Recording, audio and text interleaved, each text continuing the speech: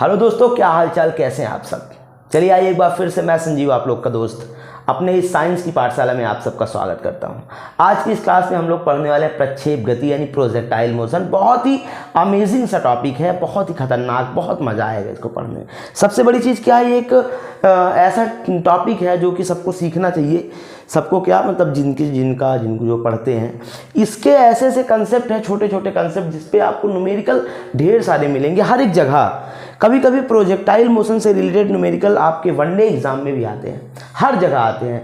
यहाँ तक कि आईटी नीट जैसे एग्जाम में भी यहाँ से क्वेश्चन जरूर पूछे जाते हैं। और क्लास 12th के लिए, क्लास 11th के लिए तो मोस्ट इंपॉर्टेंट है। आइए शुरू करते हैं, इसको पढ़ेंगे हम लोग बहुत अच्छे तरीके से। आज हम लोग पढ़ेंगे प्रक्षेप गति। प्रक्षेप गति इसको बोलते हैं बेटा प्रोजेक्टाइल मोशन। प्रोजेक्टाइल मोशन,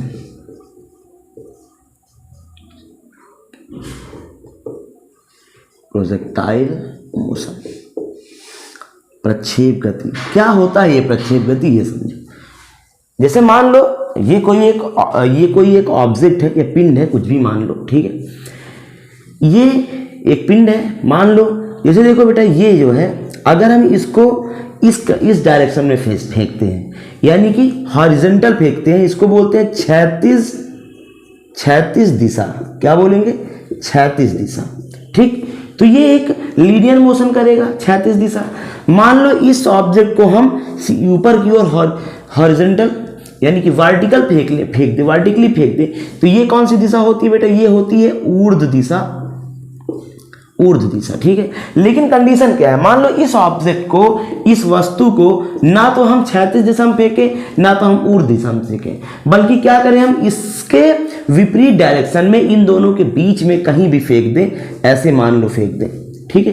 तो ये जो होती है ये प्रक्षेप दिशा, प्रक्षेप गति। जैसे कि अब यहाँ पे क्या होगा, मान लो इसको फेंक दिया, तो ये ऑब्जेक्ट ऐसे जाके मूव करके गिरेगा, ठीक है। क्या बोलेंगे? जब हम किसी भी वस्तु को, किसी भी ऑब्जेक्ट को ऊर्ध्व दिशा से भिन्न दिशा में, यानी कि ऊर्ध्व दिशा से, ठीक है, वर्टिकली डायरेक्शन से हम किसी भी अपोजिट डायरेक्शन में, भिन्न दिशा में अगर इसको हम फेंकते हैं, तो ये जो ऑब्जेक्ट है, ये बेटा प्रक्षेप गति करता है। कैसी गति करता है बच्चा?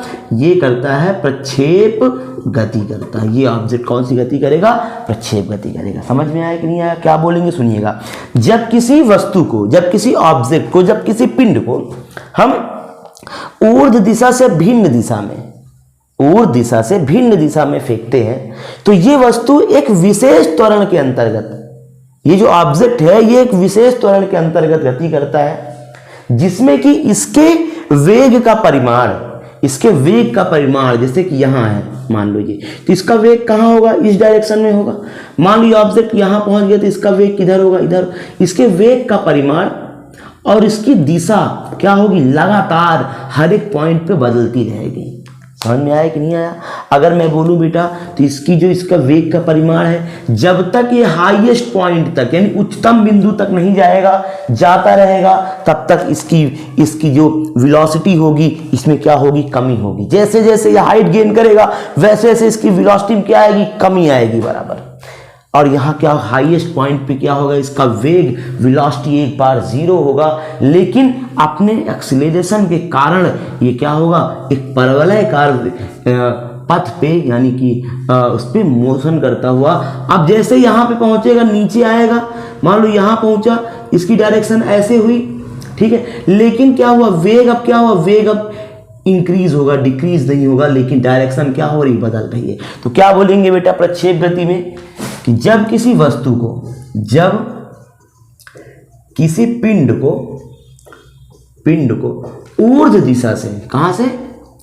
ऊर्ध्व दिशा से विपरीत दिशा में, ऊर्ध्व दिशा से भिन्न दिशा में, ऐसे लिख लो, भिन्न दिशा में फेंका जाता है, तो पिंड एक ऐसे त्वरण के अंतर्गत, एक विशेष त्वरण के अंतर्गत, ये लिख लो, विशेष त्वरण के अंतर्गत अंतर्गत गति करता है जिसमें पिंड का वेग, इसमें पिंड के वेग का परिमाण, पिंड के वेग का परिमाण व दिशा प्रत्येक बिंदुओं पर, कहाँ, प्रत्येक बिंदुओं पर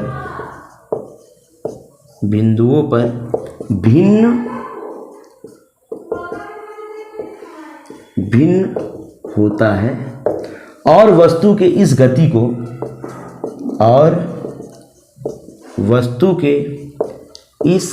को प्रक्षेप गति कहते हैं। क्या कहते हैं?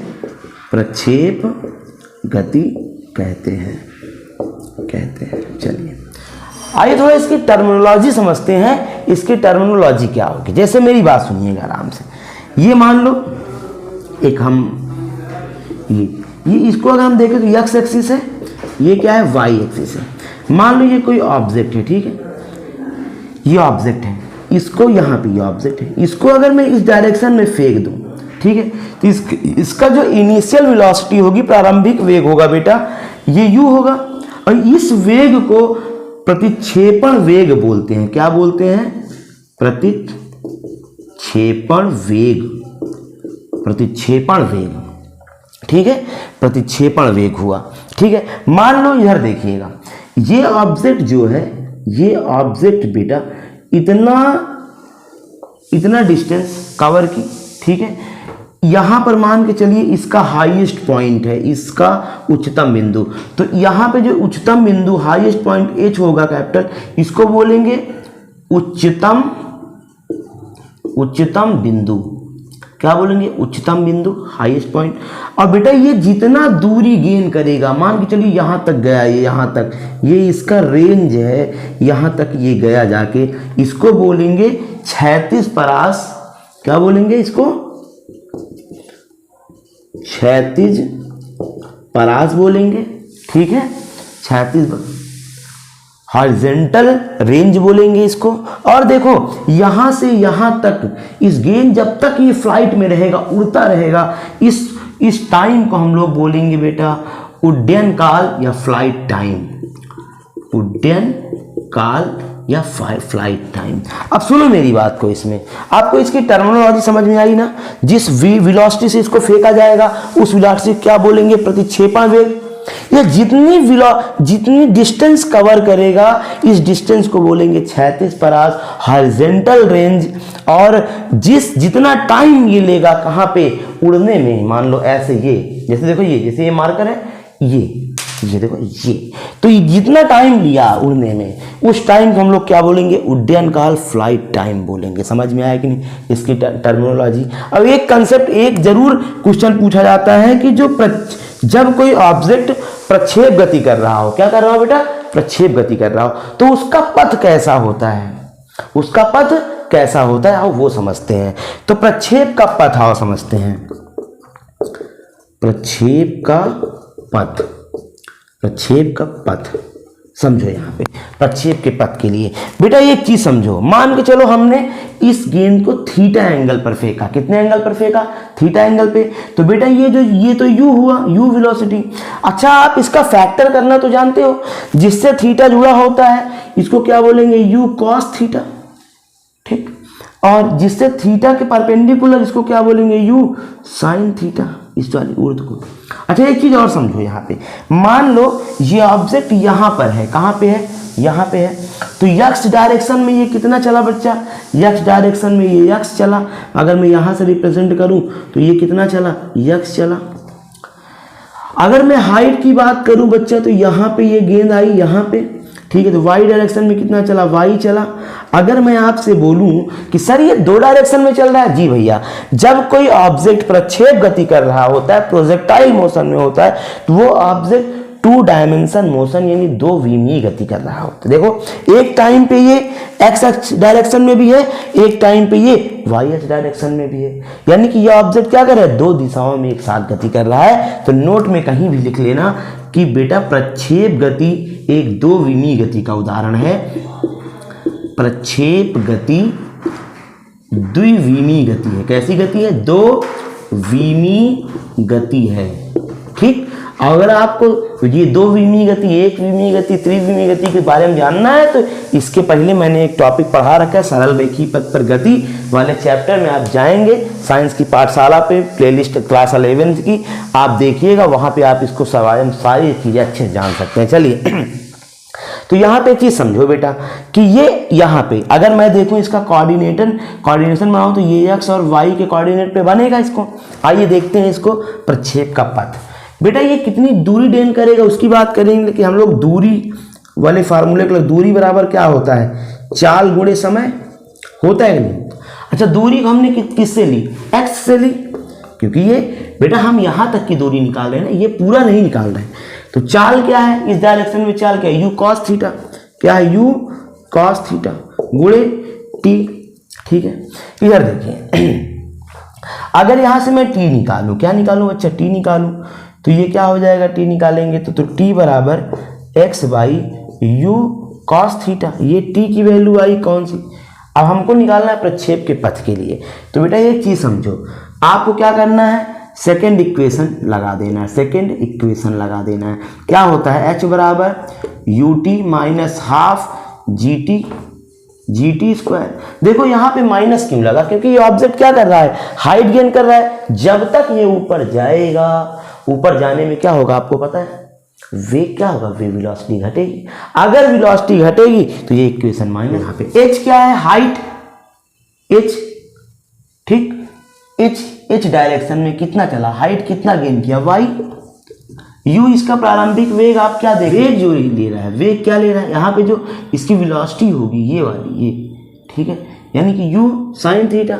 ये अगर हम देखें तो हाइट के लिए निकाल रहे हैं ना, ये हाइट एच के लिए है तो हाइट के लेंगे, क्या हो जाएगा? You sine theta. ठीक है, ये वाला। और टी की वैल्यू अभी निकाले हैं, क्या था? X by you cos theta minus में देखो 1/2। ठीक, जी और यहाँ पे टी की जगह पे हम क्या रख देंगे? X by you cos theta का स्क्वायर। यहाँ देखिए वाई बराबर ये हो जाएगा यू, यहाँ देखो यू से यू कैंसिल कर दो। ठीक, ये हो जाएगा साइन थीटा अपान में कॉस थीटा। ठीक, और ये क्या हो जाएगा? एक्स यानी इंटू एक्स। एक्स यहाँ पे लगा देते हैं एक्स, और माइनस का 1/2 जी। यहाँ देखो u का एक्स स्क्वायर अपान में you square cos square theta. ठीक, तो ये जो आ गया y बराबर यक्स साइन थीटा अपान कॉस थीटा क्या होता है? टैन थीटा माइनस का 1/2 जी एक्स स्क्वायर अपान में x square cos square theta.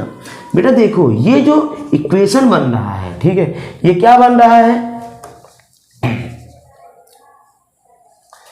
ए एक्स माइनस 1/2 बी एक्स का स्क्वायर। ये जो एक इक्वेशन बना, ये इक्वेशन होता है परवलयाकार का। परवलयाकार का इक्वेशन है। यानी आप क्या बोलेंगे कि जब कोई ऑब्जेक्ट प्रोजेक्टाइल मोशन में होता है तो वो कैसी गति करता है? किस पथ पर गति करता है? तो वो परवलयाकार पर गति करता है, यानी कि एक परवलयाकार का है। ठीक है, नोट करिए। तो आइए इसमें कई चीज निकालते हैं। पहले उड्डयन काल निकालते हैं, फिर इसका क्षैतिज परास निकालते हैं, उच्चतम बिंदु के लिए फार्मूले निकालते हैं। आइए करते हैं इसको।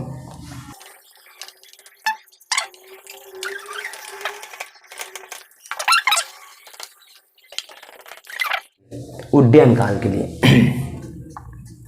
हम पहले उड्डयन काल निकालते हैं, क्या होता है उड्डयन काल के लिए। देखिए क्या करेंगे इसमें। जैसे हम देखें तो इसका जो प्रारंभिक वेग है बेटा u बराबर है u साइन थीटा। अंतिम वेग है 0। क्या अंतिम वेग क्या है? 0 है। ठीक, तब इधर देखिए क्या करेंगे हम लोग। हम फर्स्ट इक्वेशन लेते हैं। फर्स्ट इक्वेशन से अगर करें तो v बराबर क्या होता है? u minus G T. ठीक, v क्या है? 0।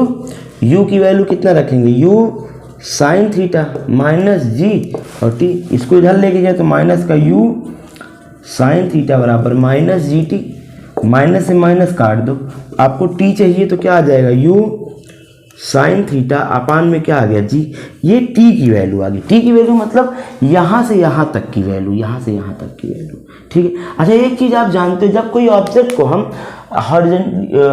वर्टिकली ऐसे फेंकते हैं ना, तो जितना टाइम ये हाइट गेन करने में लेता है उतना ही टाइम यहाँ से यहाँ तक जाने में जितना टाइम लगा उतना ही टाइम यहाँ से यहाँ तक आने में टाइम लगेगा। तो यहाँ पे देखो टी अगर मैं निकालूँ तो हो जाएगा कैपिटल टी बराबर 2 स्मॉल टी, दोनों का टी इक्वल रहेगा, तो टी बराबर 2 और टी की वैल्यू रख दो यू साइन थीटा अपान में क्या जी हो जाएगा। तो अगर आप इसको लिखोगे तो क्या लिखोगे, कैपिटल टी बराबर 2u साइन थीटा अपान में क्या जी, ये टी की वैल्यू आ गई। फ्लाइट टाइम उड्डयन काल आ गया, क्या आ गया बेटा, उड्डयन काल आ गया, ठीक है। नोट कर लीजिए इसको, उड्डयन काल। हम लोग निकालेंगे अब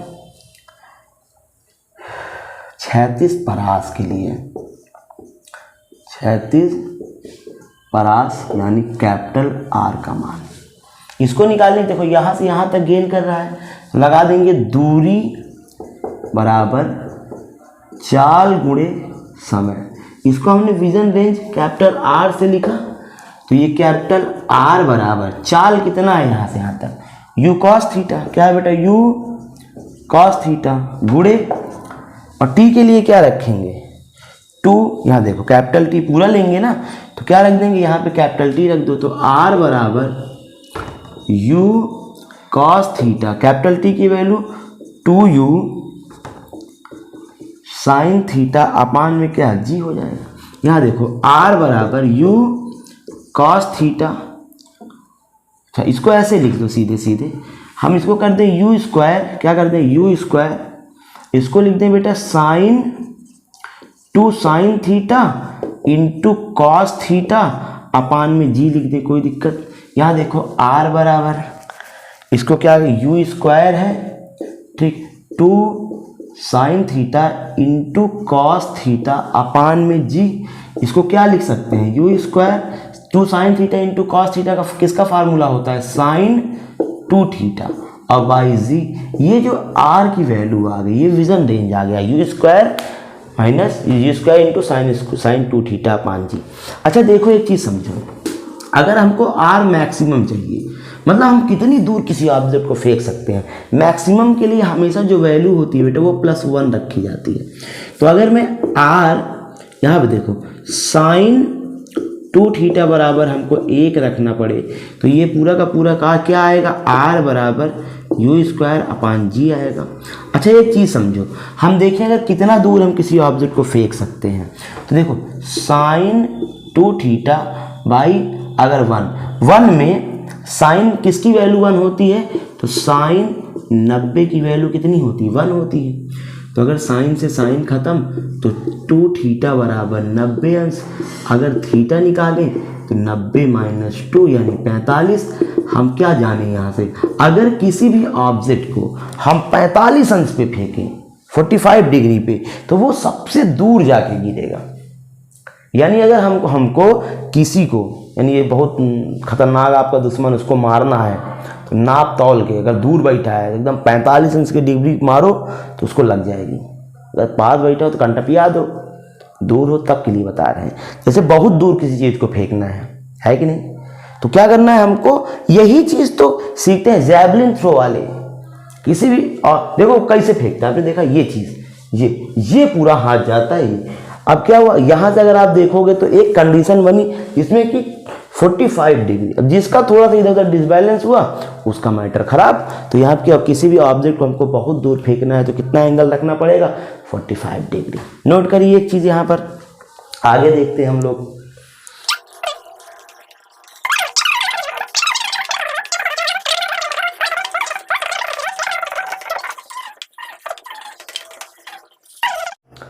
आइए अब निकालते हैं प्रक्षेप की ऊंचाई।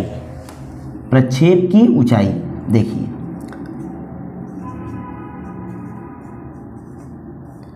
प्रक्षेप की ऊंचाई, height of projectile,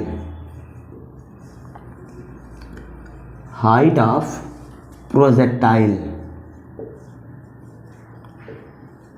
height of projectile. चलिए इसको समझो और निकालते हैं। देखो बेटा क्या कह रहा है यहाँ पे, मान लो कोई एक गेंद है या कुछ भी समथिंग, इसको आपने क्या किया, यू वेग से फेंक दिया। यू वेग से जो फेंका वो क्षैतिज से थीटा कोण पे फेंका, थीटा कोण पे फेंका आपने। ये क्या है, ये क्षैतिज दिशा है, ये क्षैतिज दिशा, ये क्षैतिज दिशा, ठीक है। और इसका ये जो होता है बच्चा, ये होता है ऊर्ध्व दिशा, ऊर्ध्व दिशा, ठीक है। एक चीज समझो मेरी बात को आराम से, अगर मैं बोलूं बेटा कि आपने इसको जो फेंक दिया, मान के चलो ये तो कुछ ऐसे जाके गिरेगा, इसकी जो अधिकतम ऊंचाई होगी यहाँ से, मतलब कि वह बिंदु जहाँ से ये गेंद अत्यधिक ऊंचाई पे हो, इसको बोलते हैं मैक्सिमम हाइट या अधिकतम ऊंचाई, इसको कैपिटल एच से लिख देते हैं हम। अच्छा एक चीज समझो बेटा, इसका आपने जो हाइट दी, जिस वेग के कारण ये हाइट में आया, अगर ये u है तो ये क्या हो जाएगा, u cos थीटा, ये क्या हो जाएगा, u sin थीटा। तो बेटा एक चीज समझो, इसका जो प्रारंभिक वेग है, यानी इसका u का मान कितना है, u sin थीटा, इसी वेलोसिटी के कारण ये किसमें हाइट में आया है ना, जितना ज़्यादा इसमें एंगल दे के फेंकोगे उतना ज़्यादा हाइट में होगा ये। अच्छा, इसका जो अंतिम चाल v का मान है वो 0 मीटर पर सेकेंड हो जाएगा। क्यों? क्योंकि यहाँ पे गिरेगा ना ये, जब ये नीचे गिरेगा इसकी वेलोसिटी क्या हो जाएगी, 0 हो जाएगी। अच्छा, यहाँ पे देखो बेटा, अभी आपने t के लिए फार्मूला निकाला था, कैपिटल T बराबर 2u साइन थीटा अपान जी। ये टी के लिए, ये उड्डयन काल आपने निकाला था ना, उड्डयन काल के लिए फार्मूला हो गया। टाइम कितना लगा, ये पूरे फ्लाइट टाइम हो गया ये, ठीक है। और देखो यहाँ पे हमको क्या निकालना है, हाइट निकालना है। तो एक चीज समझो, एक इक्वेशन होता है third equation of motion, third equation of motion से अगर हम करेंगे गति के तीसरे समीकरण से, तो क्या होता है, v स्क्वायर बराबर u स्क्वायर। अच्छा, ये ऑब्जेक्ट ऊपर गया है तो माइनस में लेंगे, -2gh, ठीक। यहाँ देखो बेटा, v कितना है, v की जगह 0 रखेंगे, u कितना है, u साइन थीटा का स्क्वायर हो जाएगा -2g, h की जगह कैपिटल H रख दो। यहाँ देखो बेटा, इसको 0 बराबर u स्क्वायर इंटू, इसको हम sine square theta -2g capital H, इसको इधर लेके चले जाओ तो -u square into sine square theta बराबर -2g कैपिटल H। माइनस से माइनस काट दो, हमको क्या चाहिए, h चाहिए, तो h बराबर हो जाएगा u square into sine square theta upon में 2g। ये हाइट निकालने का फार्मूला आ गया। क्या निकालने का, हाइट निकालने का फार्मूला आ गया। आइए कुछ न्यूमेरिकल करते हैं, ठीक है, इनसे रिलेटेड कुछ एग्जाम्पल करते हैं, बाकी फिर इसकी पूरी एग्जाम्पल की क्लास हम लेके आए, पूरे न्यूमेरिकल की क्लास लेके आएंगे। आइए कुछ न्यूमेरिकल करते हैं। जैसे एक न्यूमेरिकल ये है, इसका क्वेश्चन देखो क्या दिया हुआ है, समझो। कह रहा है बेटा कि एक गेंद 15 मीटर प्रति सेकंड के वेग से, 15 मीटर प्रति सेकंड के वेग से क्षैतिज से 30 अंश के कोण बनाते हुए, 30 अंश का कोण बनाते हुए फेंकी जाती है, ठीक। ज्ञात कीजिए, पहला नंबर पूछ रहा है गेंद के उड़ान का समय, गेंद के उड़ान का समय, और दूसरे नंबर में गेंद द्वारा प्राप्त अधिकतम ऊंचाई, गेंद द्वारा प्राप्त अधिकतम ऊंचाई, दो चीज पूछ रहा है। चलिए, गेंद के उड़ान का समय आपसे पूछ रहा है। पहले एक काम करो, एक फिगर ड्रा करेंगे। मान लो एक गेंद है ये, ठीक है, ये कोई एक गेंद है जिसको 15 मीटर पर सेकंड के वेग से 36 से, देखो मान लो ये 36 है बेटा, ठीक, 36 से जो एंगल बन रहा है वो 30 डिग्री पर, इसको 15 मीटर प्रति सेकंड से, 15 मीटर पर सेकंड के इसको देखिए 15 मीटर पर सेकंड से इसको फेंका जाता है ना। तो एक काम करेंगे, अगर मैं इसका 36 घटक निकालूंगा तो ये 15 cos 30 अंश हो जाएगा। अगर हम इसका उड्डयन काल निकालेंगे बेटा, टी निकालेंगे, तो ये हो जाएगा 15 sin 30 अंश। मतलब ये क्या है, ये ऊर्ध्व घटक के लिए दिशा है। चलिए यहाँ देखो, हमको पता है टी बराबर होता है 2u sin थीटा अपान में g। ये टी बराबर क्या होता है, 2u sin थीटा अपान में g। यहाँ देखो बेटा टी बराबर, अच्छा जी की वैल्यू हमको रखना है 10, तो ये हो जाएगा 2u sin theta. u sin theta कितना है, 15 sin 30 और बटे में कितना है 10 रख दो, तो t बराबर आएगा 2u 15 गुण sin 30 का मान 1/2 होता है, ठीक, और बटे में कितना 10। चलो बेटा यहाँ पे कर लेते हैं इसको। यहाँ देखिए t बराबर कितना, ये 2 से 2 काट दो, ये 15 बटे कितना आ गया 10 आ गया, ठीक, 10 से काट दें तो आएगा कितना 1.5 सेकेंड, ठीक, मानते हैं 15 5 दूनी 10 आ गया ना 1.5 सेकेंड। ये टी उड्डयन काल कितना आ गया 1.5 सेकेंड।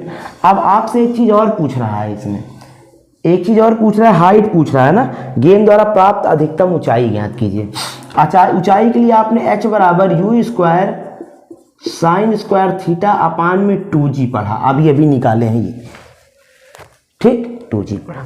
तो यहाँ देखो बेटा h बराबर u की वैल्यू, अच्छा इसको हम u साइन थीटा का स्क्वायर लिख सकते हैं कि नहीं, 2g क्यों लिख सकते हैं, ये u स्क्वायर है साइन स्क्वायर थीटा है, ठीक। तो यहाँ h बराबर u साइन थीटा क्या है, u साइन थीटा की value, u sine theta 15 sine 30, इसको सीधा 15 साइन 30 का स्क्वायर बटे 2 और g की वैल्यू 10, ठीक। h बराबर इधर देखिए ये 15 है गुणे साइन 30 का मान 1/2 हो जाएगा और स्क्वायर बटे 20, ठीक। ये यहाँ देख लेते हैं यहाँ पास, ठीक।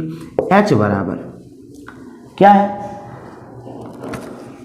इसको सीधा सीधा कर दो बेटा, 15/2 का स्क्वायर और बटे कितना 20 हो जाएगा ये। तो h बराबर 15 का वर्ग करो कितना आएगा 225, सॉरी हाँ ठीक है 225 और बटे में 2 दूनी 4 और ये कितना आ गया 20, इसको और करोगे तो ये हो जाएगा 225 बटे 20 गुणे 4, ठीक। चाहे तो सीधा काट दो इसको, देखो 5 चौक 20 5 5 25 5 चौक 20, ठीक है। अब ये आ गया बेटा 45 बटे 4 चौक 16, ठीक। तो h का मान जो आएगा वो इतना शायद दे रहा है, या तो और काट दो आप इसको, नहीं 5 16 से भाग दे दो इसको पूरे को, ठीक। 16 से दे दो भाग, 16 दूना 32, ठीक। 15 ये 5 में से 2 गए 3 आया, 1 पॉइंट लगाओ, 16 8 128, ये 2 आया खत्म। ये इतना दे रहा होगा, h बराबर 2.8 मीटर समथिंग कुछ दे रहा होगा, ठीक है। ये नोट कर लीजिए, ये आ गया एक सवाल इसमें से। और एक सवाल और करते हैं, अच्छा सा नोट कर लीजिए बेटा, ठीक है। चलिए खत्म कर दें ये पूरा। और ये टॉपिक मैंने इसलिए पढ़ाया है देखो पीछे का इसका पूरा वेक्टर एनालिसिस हमने नहीं पढ़ाया क्लास 11th के लिए, लेकिन अभी मैं पढ़ाऊंगा इसके बाद। ये थोड़ा सा कुछ बच्चे बोल रहे थे कि सर थोड़ा पढ़ा दीजिएगा प्रोजेक्टाइल मोशन, इसीलिए मैंने इसको पढ़ा दिया है। बाकी अगर आपको ज़रूरी है किसी भी टॉपिक पे तो आप भी कह सकते हैं, मैं वीडियो बना दूंगा उस पर। बाकी ठीक है, आप पढ़ते रहिए। आइए एक सवाल और लिखते हैं। एक सवाल है बेटा, एक तीर हवा में छोड़ा जाता है। अच्छा क्वेश्चन है। अच्छा ये दो एक क्वेश्चन ऐसे हैं अगर आपने कर लिए तो पूरे बुक का सवाल आसानी से कर लोगे। कह रहा है कि एक तीर हवा में छोड़ा जाता है,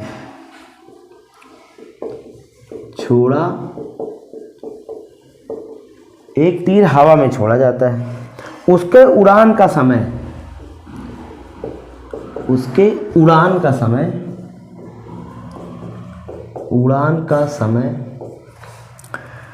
5 सेकेंड तथा परास 200 मीटर है। ठीक। तीर के पहले नंबर में प्रक्षेपण वेग का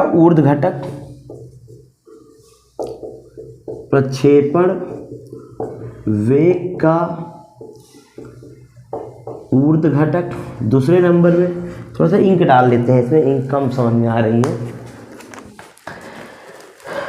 दूसरे नंबर 36 घटक,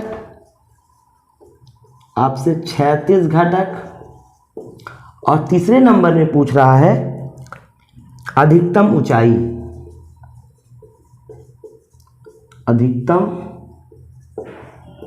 ऊंचाई, और चौथे नंबर में पूछ रहा है 36 से उसका कोण ज्ञात कीजिए। 36 से उसका कोण ज्ञात कीजिए। चलिए यहाँ देखो बेटा, आ जाओ करते हैं इसको आराम से। क्या कह रहा है, एक तीर हवा में छोड़ा जाता है। मान लो ये कोई एक तीर है जो कि हवा में छोड़ा गया, ठीक है। ये इसका 36 घटक, ठीक, और ये 36 दिशा है, 36 दिशा, ठीक। ये इसका ऊर्ध्व दिशा, ठीक। एक तीर हवा में छोड़ा जाता है, उसके उड़ान का समय 5 सेकेंड है, ठीक। और ये तीर जो है इसका परास जो दे रखा है आर बराबर वो 200 मीटर दे रखा है बेटा। मान लो कुछ यहाँ जाके गिरा, ठीक। और इसके उड़ान का समय यानी टी बराबर दे रखा है 5 सेकेंड दे रखा है, ठीक है। तीर के प्रक्षेपण वेग का ऊर्ध्व घटक ज्ञात कीजिए। अगर मैं देखूं कि सपोज दैट ये थीटा एंगल पर बेटा यू वेग से मूव कर रहा है, तो यहाँ पे जो 36 घटक होगा यू कॉस थीटा, और ऊर्ध्व घटक क्या होगा यू साइन थीटा। चलिए यहाँ पे देखो, सबसे पहले देखो उड्डयन काल, उड़ान का समय t बराबर कितना दे रखा है 5 सेकेंड। t बराबर फार्मूला होता है 2u साइन थीटा बाई जी, ठीक है। यहाँ पे g की वैल्यू 9.8 रखना है, t का मान 5 है बेटा, 2u साइन थीटा, g का मान 9.8 रख दी। इसको इधर लेके चले आओ तो 5 गुणे 9.8 बराबर 2 गुणे u साइन थीटा, ठीक। गुणा कर दो, 5 8 40 की 0 कैरी आया 4, 5 9 45 और 4 49, इतना आया बराबर 2u साइन थीटा। हमको चाहिए u साइन थीटा, अपान में आएगा 49.0/2 आ गया, ठीक है। यहाँ देखिए बेटा, इसको काट दें अगर हम तो कितना आएगा, ये 2 से काट दो, 2 से 2 दूनी 4 खत्म, 9 आया, 2 चौको 8, 1 आया पॉइंट लगा दो, 2 पंचे 10, 24.5 u साइन थीटा की वैल्यू आ गई 24.5। ये आ गया क्या इक्वेशन फर्स्ट, ये ऊर्ध्व घटक आ गया, ऊर्ध्व घटक पहला नंबर का सवाल, ठीक है। दूसरा पे आ जाओ आप, आपसे क्या पूछ रहा है दूसरे में, क्षैतिज घटक पूछ रहा है। क्षैतिज घटक के लिए r बराबर रखो u square sine 2 theta, by में कितना g। इधर देखो बेटा r का मान 200, u को आप u गुणे u इंटू साइन 2 थीटा को 2 sine theta into cos theta और बाई कितना कर दो g।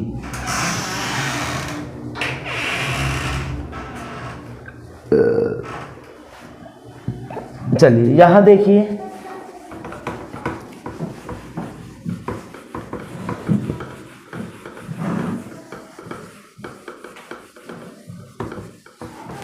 यहाँ देखिए बेटा ये हो गया आपका 200 बराबर u है, इसके साथ लिख दो, क्या लिख दें 2u साइन थीटा, अब एक बार लिख दें u कॉस थीटा अपान में क्या g। यहाँ देखो 200 बराबर 2u साइन थीटा की वैल्यू कितना है 24.5 और गुणे u कॉस थीटा बटे में कितना 9.8 कर दो इसको। इधर देखिए, अच्छा एक काम करें, ये पॉइंट से पॉइंट काट दें हम, ठीक, और उसके बाद क्या करें इसको काट दें, 2 चौको 8 दोनों 18 49 आ गया, ठीक। ये हुआ 200 बराबर 245 गुणे u कॉस थीटा अपान में 49। इसको इधर लेके चले आओ, अच्छा इसको इधर लेके आओगे तो 200 गुणे 49 बराबर 245 u कॉस थीटा। हम इसको गुणा कर दो तो दोनों 18 की 8 कैरी है 1, 2 चौको 8 1 9, इतना हुआ बराबर 245 गुणे u कॉस थीटा। हमको चाहिए u कॉस थीटा, ये हो जाएगा 98 100 बटे 245। 245 से इसको भाग दे दो, काट दो, 5 से काटो, 5 चौक 20 5 45, फिर 5 से 5 एक कम 5 और 5 45, 5 छक्का 30 बटे 49, 7 से काटते हैं, 7 सत्ता 49, 7 दूनी 14 14, 7 अठे 14 और 5 19, ठीक है, 7 अठे 56, फिर 7 से 7 चौक 28, यानी कि u कॉस थीटा बराबर 40 आ गया इक्वेशन 2। ये आ गया आपका ऊर्ध्व घटक था, ये पहले नंबर का, ये दूसरा नंबर का सवाल आपका आ गया क्षैतिज घटक। अब आपसे थीटा पूछ रहा है, क्या पूछ रहा है, एंगल पूछ रहा है ना, क्षैतिज से उसका कोण ज्ञात कीजिए। अच्छा कोण निकालने के लिए क्या करेंगे, देखो समीकरण 1 में समीकरण 2 से भाग कर दो बेटा, ठीक। तो यहाँ पे क्या दे रखा है u साइन थीटा अपान में इसका क्या है u कॉस थीटा बराबर, इसकी वैल्यू कितनी है 24.5 24.5 और ये 40, ठीक। u से u काट दो, साइन थीटा अपान कॉस थीटा क्या होता है tan थीटा बराबर, इसमें एक काम करते हैं बेटा पॉइंट हटा 0 बढ़ा दो तो 245 बटे 400, 5 से इसको काट दो सीधे सीधे, 5 चौक 20 और 5 9 45 और 5 8 40, यानी कि tan थीटा बराबर आ गया 49 बटे 80 और थीटा निकालोगे तो tan इनवर्स 49 बटे 80। ये आ गया आंसर आपका। चलिए